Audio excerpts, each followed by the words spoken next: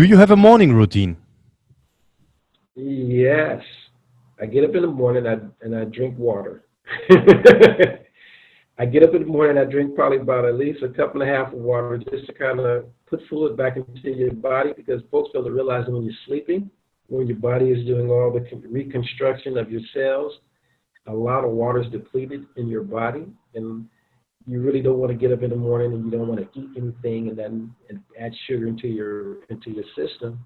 You really just want to drink water. At least for the first 10 minutes when you get up. So I get up, drink water. Uh, I sit down on my edge of my bed with my feet flat on the floor, and I start thinking any and everybody that I felt helped me get here. Uh, and I just try to settle into being awake. It's a lot of times when I'm the type of person I don't sleep all the way through. I may wake up and fart around for a little while and try to fall back to sleep. So it's important when I do get a little bit of rest that once I get settled in the day, I drink some water, and then I slowly try to eat some food during the course of the day. Um, that's pretty much it. I mean, like I said, being in Louisville now, I literally I'm creating and finding a routine now. So I hadn't really gotten to my routine since I've been here in the university because at one point when I first got here from the UK, I spent the week trying to find housing. I didn't realize how difficult it was to obtain student housing here. So I was in guest housing, calling people up, these different um, second and third party companies to find student housing. And there was so many students here on campus. Folks that already had places, and they were very mindful, trying to be very mindful who they actually wanted in their residence. They wanted a lot of younger students in there, and in a lot of places. And strategically, you have to try to find somewhere that's closer to the university, as opposed to somewhere outside of the university trying to come in for the crazy time schedule in which the professor was set for. So, it's in my mind trying to find a place to stay. And once I got that taken care of, I'm like, okay, now I got to get my my register card for the city, my bus pass, and then I got to contemplate getting myself a bicycle because I think I wish I had one of them little scooters that they ride around in Atlanta all the time, the little birds and the little line scooters. That'll be perfect. But I got to get a bicycle, I got to get up extra early just to walk around. But it's a beautiful city, so I really don't mind the walk. Cool. How do you prepare yourself for important moments? I write, and I try to. I write. Like say for instance, in class, I would write different scenarios of what the conversation was going to be discussed in class. Because to be honest with you, I have a tendency for not forgetting stuff, but I have a tendency of seeing words and I put them in the wrong order. So for me to do the right stuff over and over and over again, that's important to me. But another thing is I'm really open to meeting people and new ideas, I guess you would say, because I think what happens is a lot of times we block ourselves out of meeting strangers, and you don't know what's on people's minds. So me being in a new country, I think it's important for me to smile at a lot of people and be open and exchange with folks. I think that's, to me personally, that's cool. I need to take a little bit, some Dutch classes and some German classes. Mm-hmm. I actually signed up for a few of those when they were scheduled. I missed the class on the Monday, but they do have some language courses. You can get it with native speakers and just kind of bounce words around. I think that is so cool. Cool. In that Olympic final in 1992, how did you prepare for that? Take us through the moment. Okay, the preparation there were so many different aspects of it. You had, of course, the mental aspect of it, and you also had the physical aspect of it. Physically, in the preparation, you want to get there and try to get yourself in a space where you can, because there's a lot of agitation while you're in the village. With the village, there's so much going on. There's so much you want to do. There's so much that you want to be successful at. But you got to realize, I know personally, I had to tell myself, Kevin, you've been here before. So treat it just as a typical track meet. I know it's very hard. It's the Olympic Games. But at the end of the day, it's just a track meet that you prepared yourself over and over and over again when you got on the track. And my preparation of being on the practice track, and then, of course, the preparation leading up until getting into those particular races. So on the physicals, and I'm going to include eating and meals, I just had to put myself mentally in a place, put myself in a place physically where I knew I had a go-to meal that I can go to, that I can eat, and I can be satisfied with, and won't be freaking out that I didn't eat anything.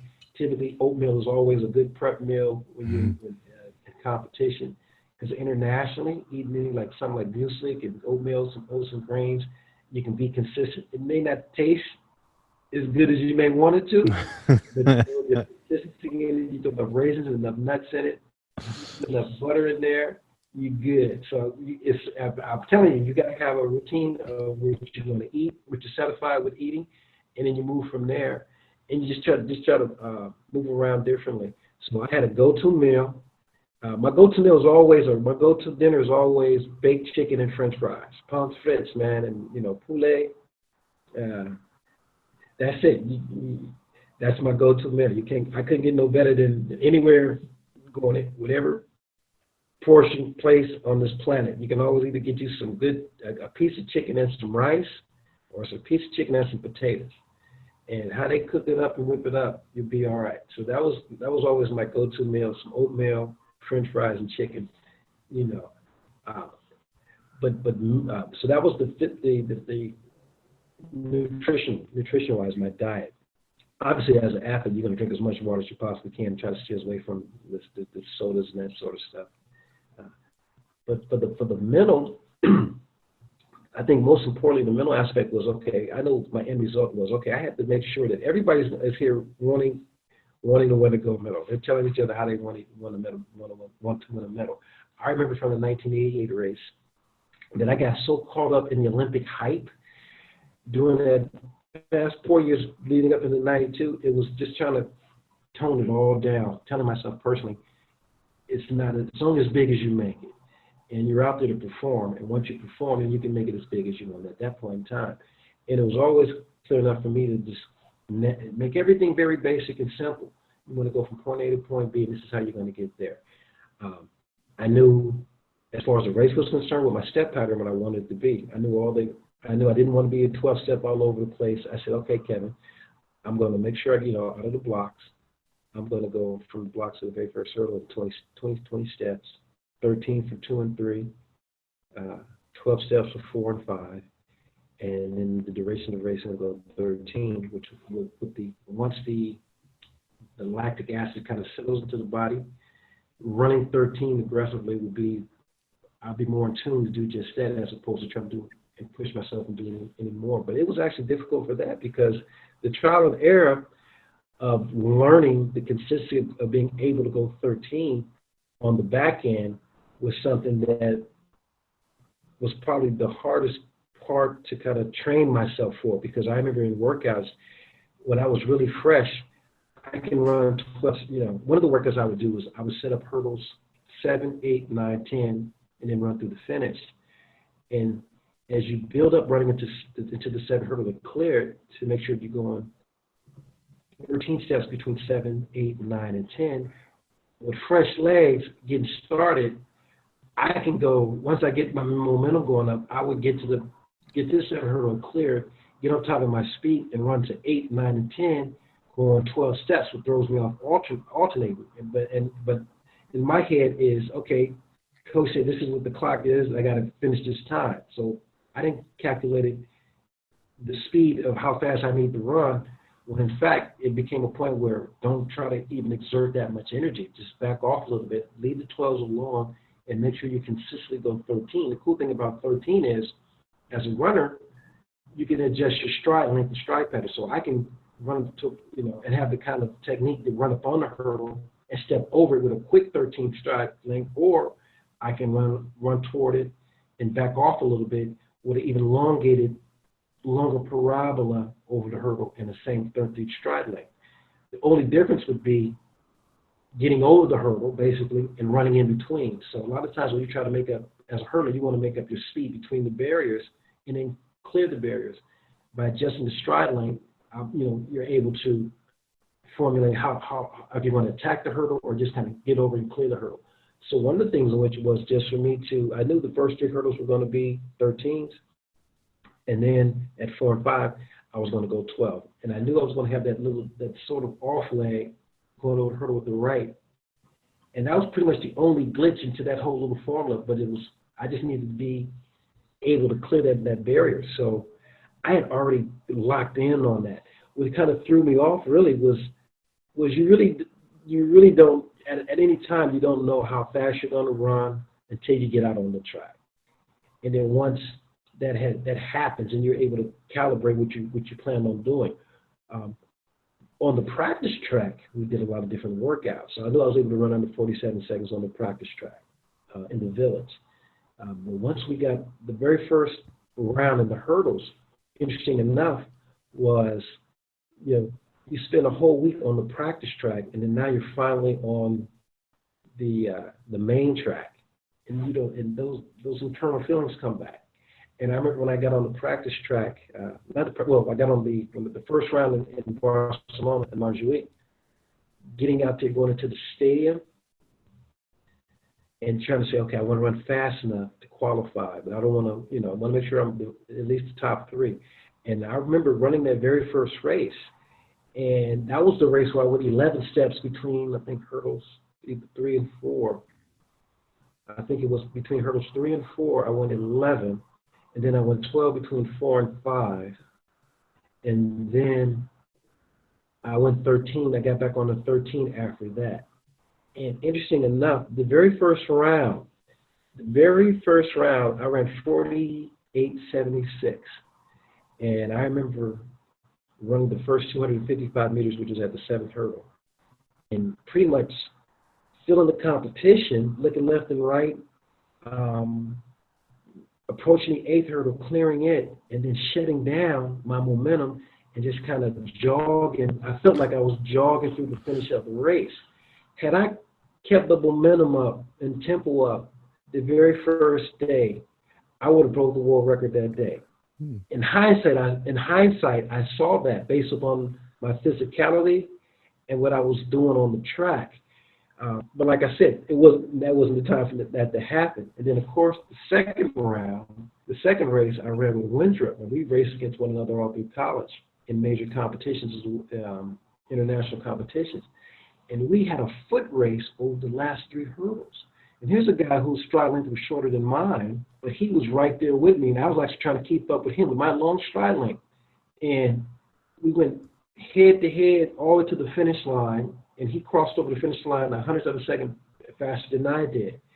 And he sets the national record for Jamaica. I finally PR'd. I think I ran 47.63 that day. I think it was Winthrop ran 47.62. And I remember when that race, I'm like, why the hell am I running so hard with Winthrop when the two of us, we got a final round to run, already qualified. This back and forth doesn't make any sense. It's counterproductive.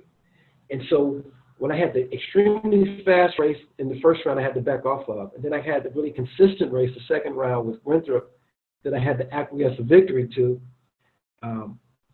When I went back to the drawing board, it basically told me, all right, Kevin, this is what you're going to do. Don't let your emotions consume you during the final, because that's what's going to happen.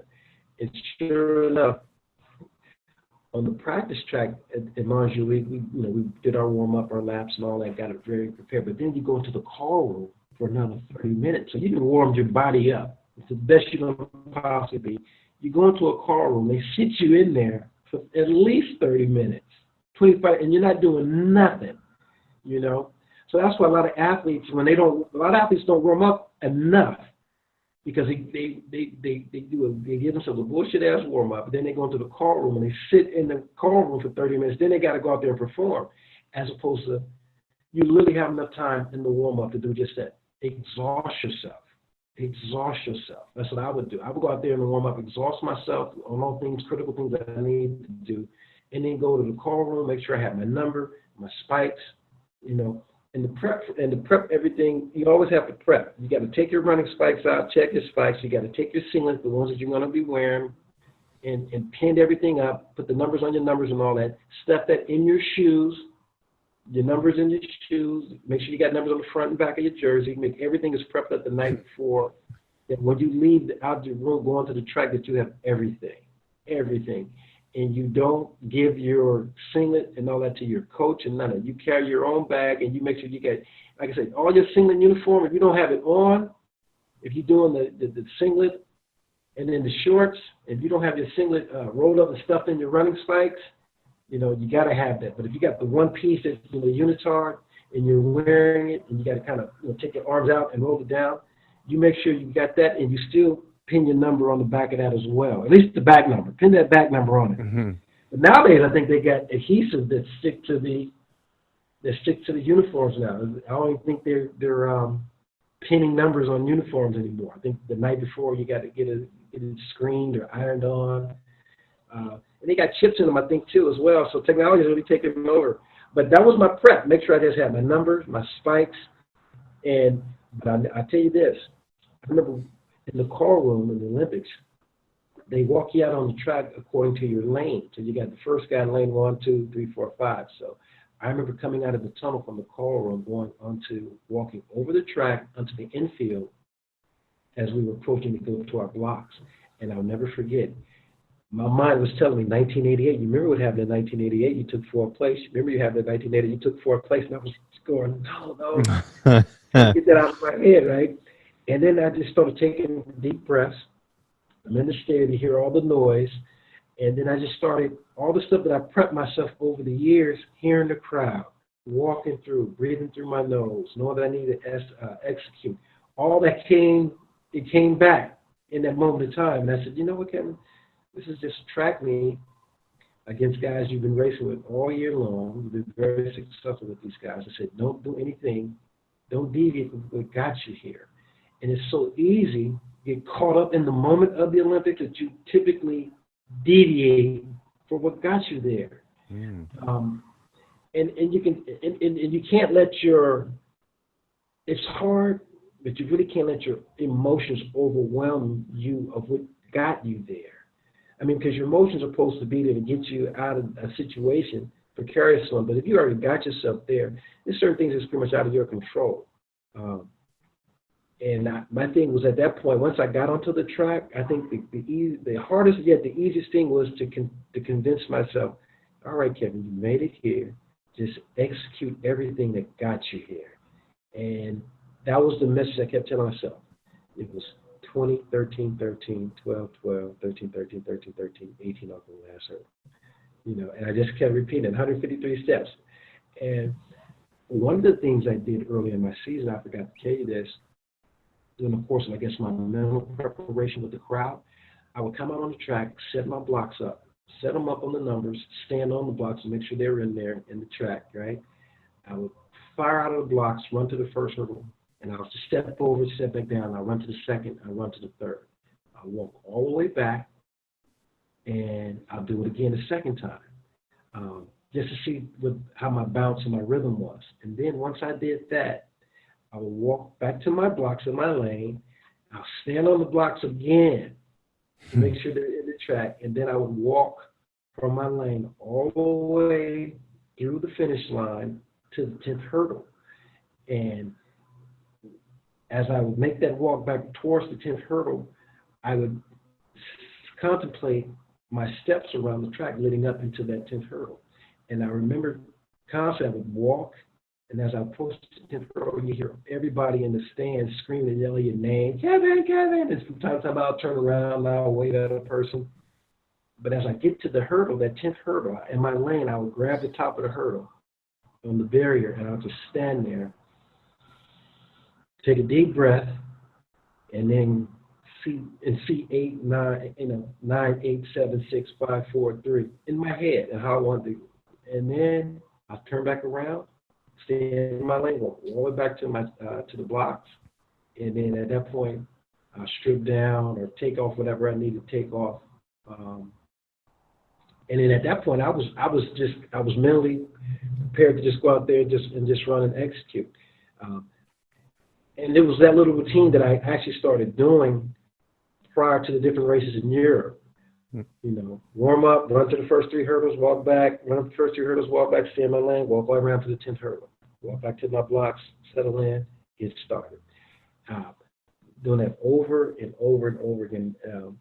I didn't think much about it until you asked the question, and I'm like, wait a minute. It was a routine that I was very consistent of doing, and that's what it was. I think for athletes, it's important to have something that you feel comfortable with that kind of preps you to get you ready mentally and physically. But physically, I think even physically, you just got to be mindful of what you're eating in the village, because, you know, I think in '92, Mike Johnson, he got stomach poison. He got sick, and you see it happen all the time. I mean, remember in 2012, the guy got the rhino flu virus and couldn't compete in the 402. He had to do the time trial, and I mean, interesting. You don't know. You just don't know. Even now with the coronavirus floating around and folks going back and forth to different countries, you don't know. No. You don't know. So, How do you overcome setbacks? Pray. Talk to my mother. I talk to my mother, and I always tell myself it's not as bad as I actually think they are. I got a very strong spiritual faith, and it's pretty much just ingrained into growing up in the church and just having conversations with older people, realizing that my past accomplishments have really been a part of the blessings that I've been able to receive over a period of time, and just knowing that, because I'm always telling myself the things that I may be upset about really aren't as bad as what others may be going through. And once I reflect upon that, it's easy for me to say, okay, Kevin, you know, you're in a space and time which you have more control than you actually think you don't. And so those are the times where I sit around and say, okay, Kevin, let's get this together. It's always good to make a list of things and make a list of stuff that you need to do or accomplish and then check them off. You know, over the years I've gotten away from that, because being honest with you, when you're an athlete, you're very routine doing things. And once you're no longer an athlete, you got to find something else in your life to replace the routine that you have. So being back in school has allowed me to do just that, to kind of recalibrate myself and find that routine or create a routine for myself. I think now I'm going to do more things that I personally want to do, involve myself in. I've always enjoyed artwork and going to museums and stuff like that, and dibbling, dabbling, and drawing stuff. And I figure while I'm in Louisville, I'm going to give you some canvases and some paint. I got a bunch of paint behind me that I just hadn't dibbled and dabbed, and made my own little studio here in my room. But I think for anybody, you have to do what makes you happy. And creatively make sure you give back to other people as well. First and foremost, I think you got to give back to people. So even my artwork is more for me giving back to the world, because I feel that so much has been given to me, and I figured people would probably like to know, okay, what else do you do other than, you know, being a runner, you know, and now you're studying in school. Interesting enough, one of the concepts that we talk about in class is, because they're prepping us for life after school, because we have a thesis to write and dissertations, and hopefully get an internship somewhere to work for somebody. To be honest with you, I really don't want to work for anybody. I will consult, but I'm not trying to be in nobody's office. I want to be in front of a microphone like you, talking to athletes. You know, and that may be something that I may look into in the future. However, the opportunity that me being at the university here is opening up for me. I think I can become more creative in some of the things that I've always wanted to, and haven't given myself the opportunity. So now this is a chance for me to really do just that, because I think that's what is really, me being here is really about, me being able to come to Belgium and express myself. And I realized, just being here, that as an American, we get so caught up in the U.S. is so big. You got so many different states in it that, you know, you can be around different people, yet being in the same place. I realized here in Belgium, I take for granted that people don't know who you are, or there's an advantage for me to kind of meet and greet people, to express myself with them, and share my stories with them. I'm realizing just as I was that kid flipping through those books and magazines and looking at what I considered history, now there's youngsters doing the same thing, looking at me in the magazine. So I'm their history. So I think as I move forward, it's important for me to have this documented, like what you're doing, and also for me to engage with the younger athletes, or just people in general, because I meet folks from different walks of life that even here at the university, so folks on my floor, I'm going, man, we had this long discussion about Wallonia in the Flanders and just the separation and the language and all that, and I'm going, I never even thought about that, I never even considered it, because I remember over the years I would go to Amsterdam and then go to Belgium, and then a lot of times I would get my locations mixed up, and because I know the Dutch is there, so folks are speaking Dutch, and I know every time I'm in Belgium, I hear a lot of French as well. I never even made the connection of how the separation of the country, with the language, and I realized how close it is to France, so I could definitely see that. The lower section, but of course you got the Dutch section, the Flanders section. Everybody speaking. I'm like, okay, I get that too. Mm-hmm. So when I listen to the Dutch people have their conversation amongst one another, it's so enlightening for me to find that out, because I'm going, okay, so which language do I learn? And then I got friends in Switzerland. They speak Swiss German, and I'm like, well, maybe just easier for me to learn German, but always I got cassettes. I got DVDs. I got every technology that I was supposed to utilize to learn a different language. I got the books.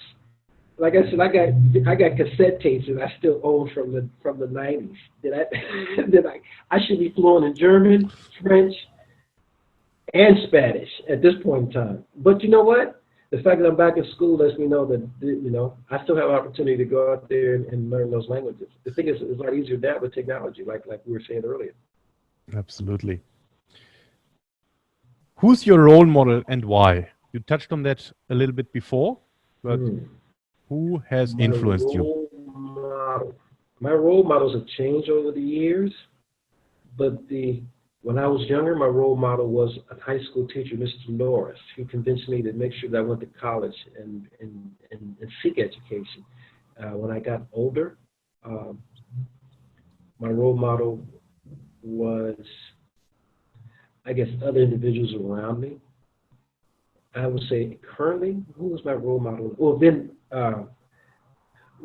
my early role model at one point was Andre Phillips. I would look up to Andre, and it was basically just the relationship that I had, the mutual relationship that I was able to have with Andre. It could as easy as been Edwin, but at that time I never spent in proximity being around Edwin.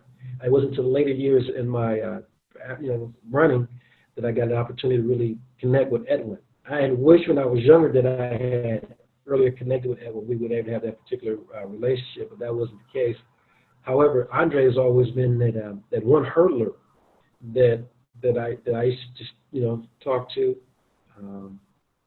But as a role model, as old as I am now,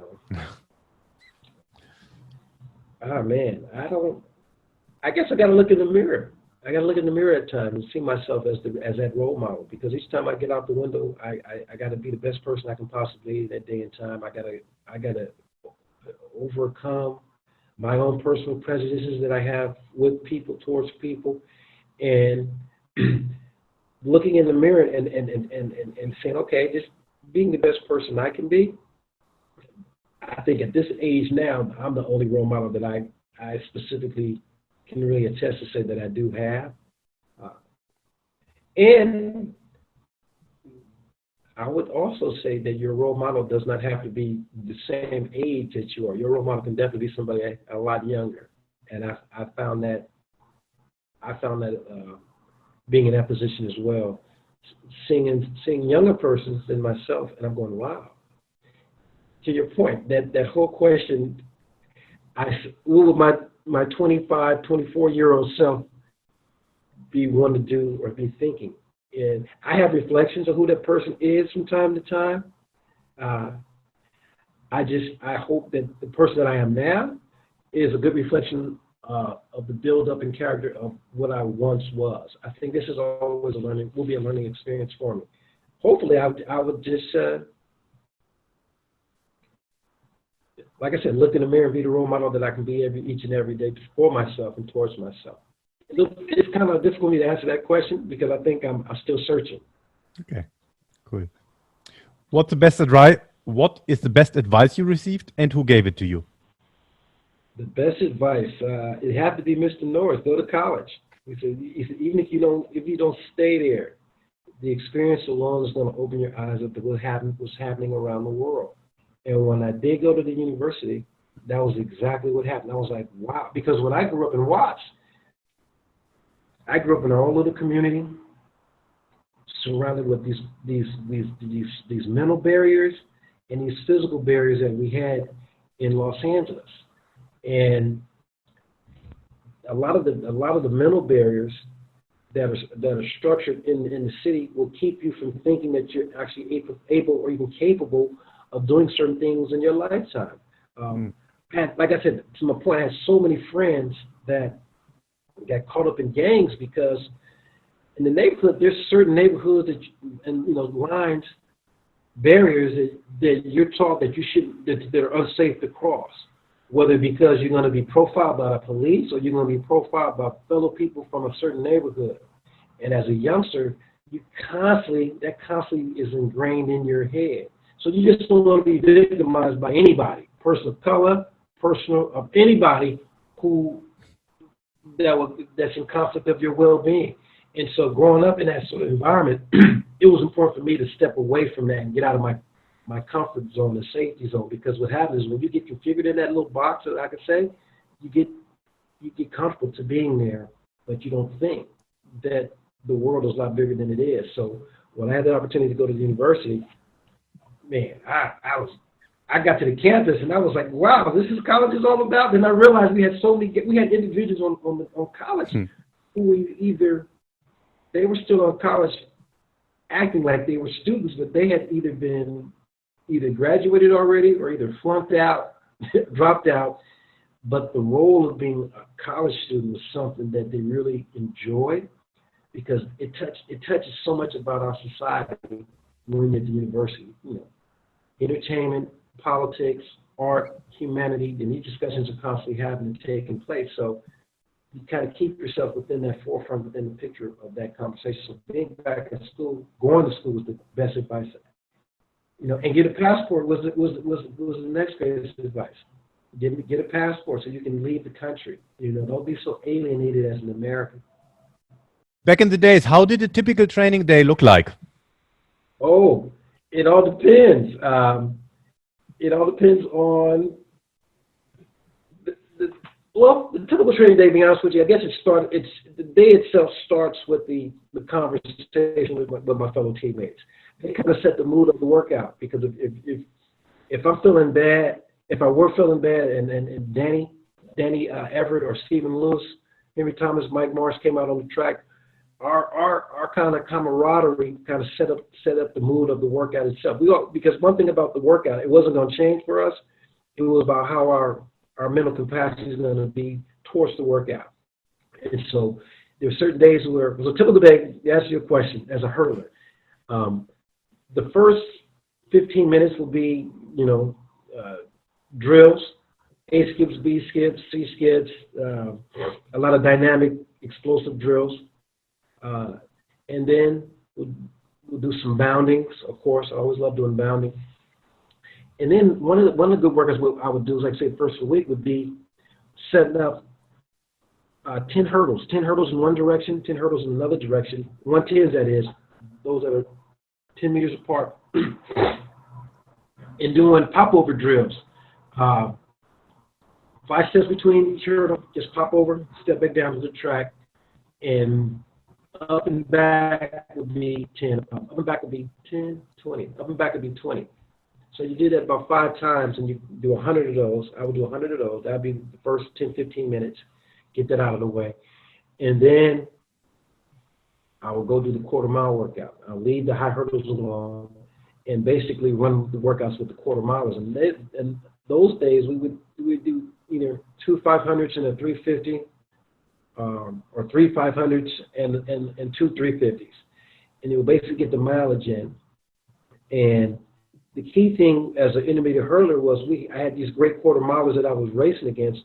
We basically just stay up there with them, just kind of find the cadence of running with those guys.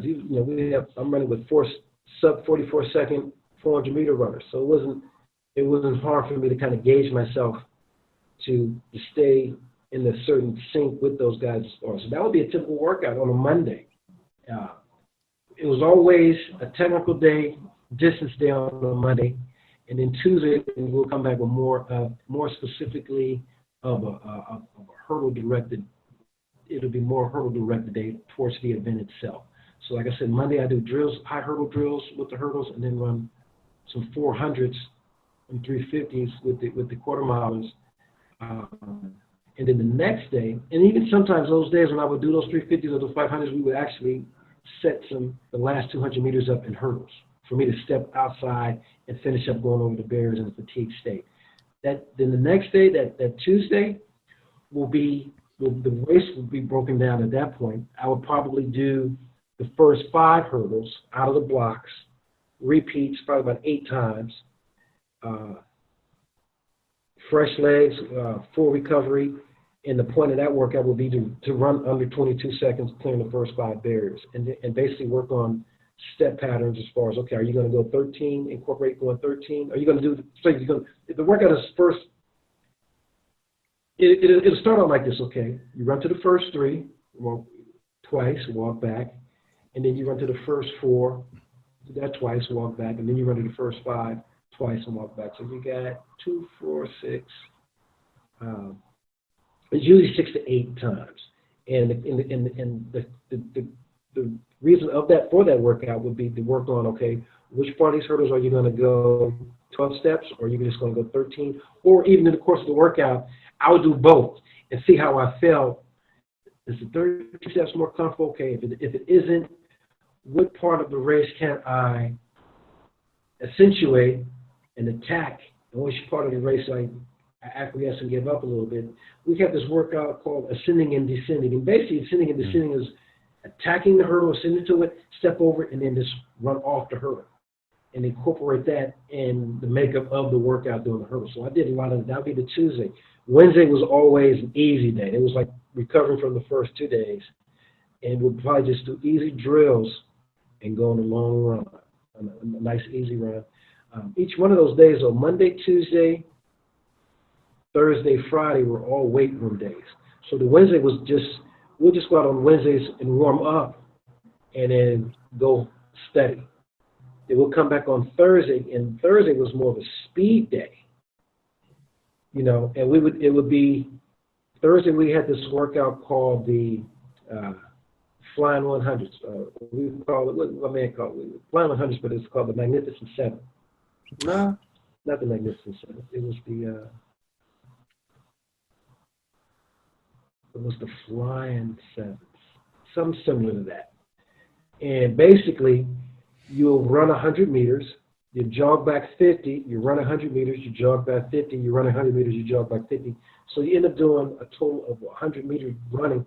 But during your jog back is your recovery to that point, and you got to take off right after that.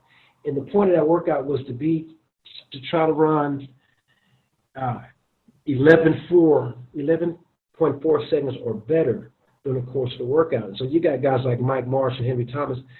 They start off going 11 flat the first one.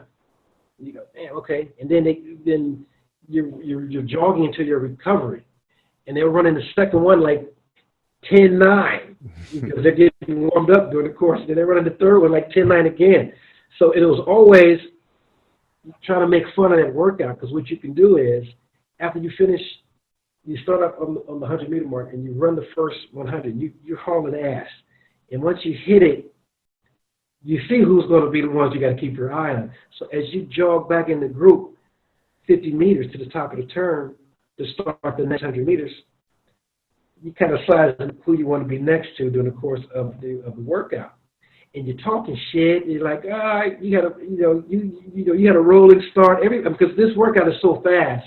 It's a conditioning workout. You line up against guys and you look at the coach, and then once everybody's ready to go, you just take off. And if they're not ready, they're not ready. But everybody's kind of on edge, like, okay, I know this joker right here is going to try to take off for me.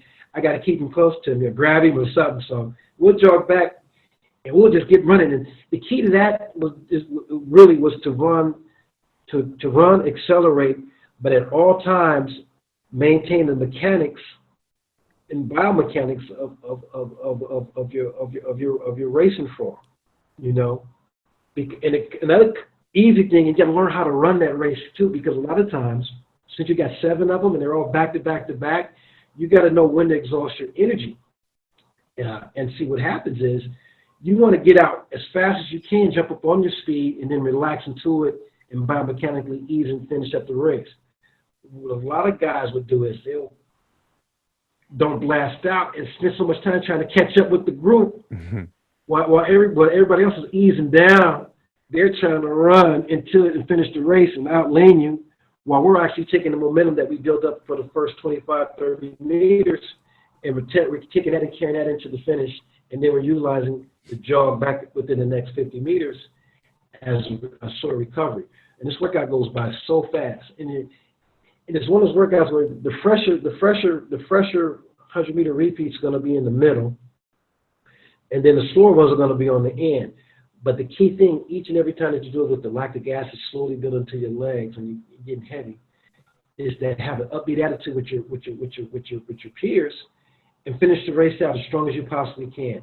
And then between all the crap talking and all the the bravado, it makes that workout fun.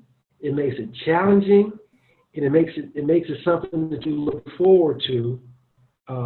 Even when you really don't feel like doing it, because you really have no choice, because you got enough guys there who's going to make you do it. They're going to make you, and they're going to force you to do it. And hopefully, I realized those are the sort of things that, as a younger athlete, while I was at UCLA, and I picked up and carried over into becoming an elite athlete. I think what had happened, I came around at a time in sports, in track and field, where you had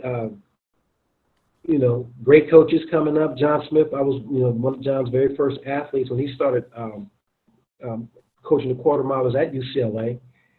He ended up coaching me. Then he stopped coaching, I guess, quarter milers, and ended up started coaching the sprinters. Like, it's more money coaching sprinters than coaching quarter milers. Obviously, everybody wants the fastest man in the world, and that's what the market, I guess, the commercial market for running shoes and spikes and all that sort of stuff is curtailed to. So that being said,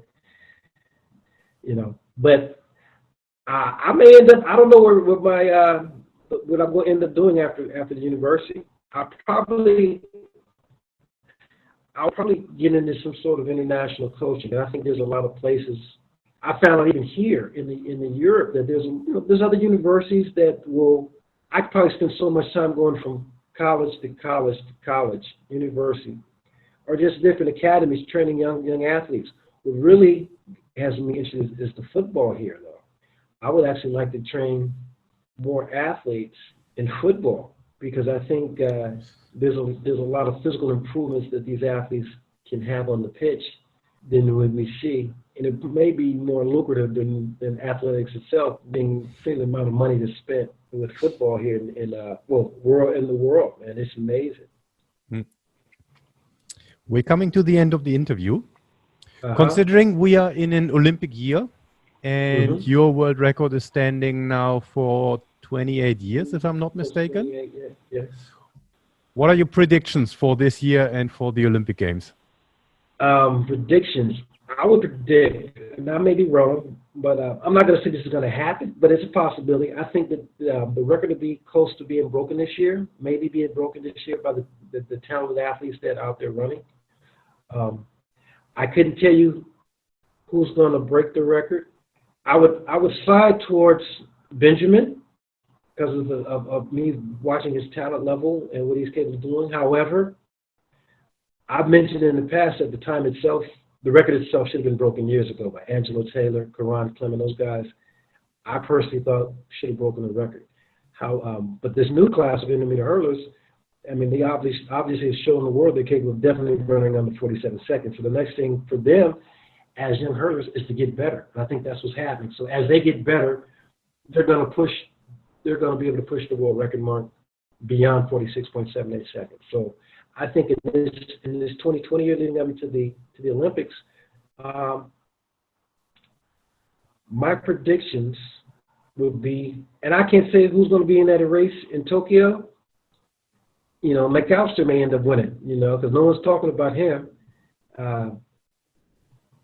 And you never know how your body's going to be doing that time of the year. But prediction-wise, I would say Benjamin, just say in the games. Benjamin, Karsten, and Samba. I'm just saying that. But those positions and those three positions can change at any second. I mean, one of the most incredible races that I participated in was when I saw Amadou Diaba win that silver in 1988. He had such a crazy strong finish that I've ever seen. And like I said, it's things like that, situations like that, that you don't know that are on the horizon. And who's to say? It may not be those three hurlers. It may be somebody else, some youngster who's just been watching, you know, who really realized that, you know, I can go out there and do the Kevin Ness thing. And you know what? I forgot to mention somebody who actually was a role model to me, Bob Beamon. Oh yeah. I forgot to mention Bob Beamon. I mentioned Tommy and John, but Bob Beamon is always been one of the greatest in my mind as Olympic athlete. So he when I say that 68 team, I really mean even Dick Fosbury as well on that 68 team. The fact that I have the opportunity to be able to pick up the phone, or even just use technology to communicate with these great athletes, they're all my role models. They're still my role models. I can, like I said, I can go to Instagram, I can go to Facebook, and I can communicate with these guys and the ladies as well. You know, because everybody, you know, got Edith McGuire. Oh my goodness, you got Wyoming, Tyus. I mean, it's just amazing that those. I mean, like I said, those are point of lights in my lifetime that I'm able to reach and grab and soak into and hold close to my heart. So, hopefully, the younger athletes will feel the same way I feel about those past athletes about me. I try to be as open as I possibly can because, like I said, I know how it is to have a role model or somebody that you look up to in the sport and not having that opportunity of connecting with them. So if I'm able to connect with anybody that's out there that feels a need for me to connect with them, I'm there. And I think now the talent level of the athletes is there. Like I said, I think the relationships that we need to have need to be more stronger, not just domestically, but internationally amongst one another. So we all can really appreciate the sport itself, and really be embraced and kind of let the Olympic community, the IOC, and all the different federations in which we do have, embrace the athletes like they really need to, as opposed to it always being something on the antithesis of the sport itself. You know, whether it's the doping stuff and the cheating and all the BS. I mean, there's no room in sports for none of that stuff. And I'm here studying ethics, so maybe I'll be sitting on some of these ethics panels and committees for these federations in the future. I think, to be honest with you, that is what the curriculum is geared for me to actually be working with an NGO, with a national governing body, somebody that basically run my mouth in front of and try to convince those in power that this is the direction in which it needs to take. It has to be on both ends, though. We have to have the leadership to be able to be mindful of it, and we got to have the developing athletes, coaches, to be able to teach the right way from the start as it goes into the top. And folks on the top can't be there to shy away from to hear what's being heard or said and do what's right at all times, at all times. There's a lot of stuff, a lot of the doping stuff, and there's no reason for all that doping and for USADA to be doing that and getting away with all that. It doesn't even make sense in the realm of sports, and in governance. It doesn't send the right message at all. And not to point out USADA, whether it be USADA, RUSADA, whoever, if you're out there acquiescing to give, looking the other way when folks are doing something that's very unethical in the sport itself, you don't need to be involved in the sport. Very simple. And thanks from the role models of which I've had, I was able to go out there and run fast, and pat my own self on the back, and enjoy my accomplishment to the sport, and just having the relationships. It's all about the relationships and the connections, not necessarily the medals and the records and all that. I got a chance to really connect with my childhood heroes. I think that's the biggest gift and goal. Like I said, I got a chance to meet Superman and Superwoman and Batman, and like I said, it doesn't get any better for me to be able to be in a room with Tommy Smith and John Carlos, Edith McGuire, Mel Pender, Bob Beamon, Herb Douglas. To be sitting in a room with these Olympic greats and having conversations talking about sports and the different eras and different times and the things that they had to go through to be the best athletes in which they became, So I want youngsters to realize that in 2020, it cannot be bad as it was in 1959, 1960, 1964, 65, 68, and 70s. It can't get no worse than that when it comes to in athletics. You didn't have drug testing like they do now. There's more money involved in the sport. There's more places to run and participate. So when I hear athletes complaining about why they haven't accomplished anything, or because you haven't channeled your energy in the right direction in order to do just that, you're making, But to your point, quit complaining, quit talking, and start walking the walk. Be satisfied with what you're actually able to give to the game. Not everybody's going to be a world champion. But do what you can. Do what you can in your part to be the best you can possibly be. But my biggest role model is probably my mother. Of all people, my mother. Cool. Definitely my biggest role model. Do you want to nominate? Oops, sorry. I had to give her a shout out. Yeah. So she can hear me mention her name. And Carmen Adams, my big sister. Do you want to nominate someone to be interviewed? Do I want to nominate someone? Oh, for you? The interview? Yes. Yes! Let me see. I would nominate, who could I be? It'd be so obvious to me to nominate one of the other hurlers that I've been mentioned in the course of the interview, but I won't do that. I would nominate Jade Stepter. Jade Stepter. She's a quarter miler, 400-meter hurler. She trains at Long Beach State. Her mother is Latanya Sheffield, Olympic 400-meter hurler. I believe she's I think she's a bronze medalist in the 400-meter hurdles. Sheffield, great friend of mine. But her daughter, Jade Stepter, I knew Jade when she was tiny, when she was a 100-meter hurler, and now she's an elite hurler now. She went from a little high school, come here, pick you up, to now she's a world class quarter miler hurler. And I would love for you to interview her. Very super duper smart.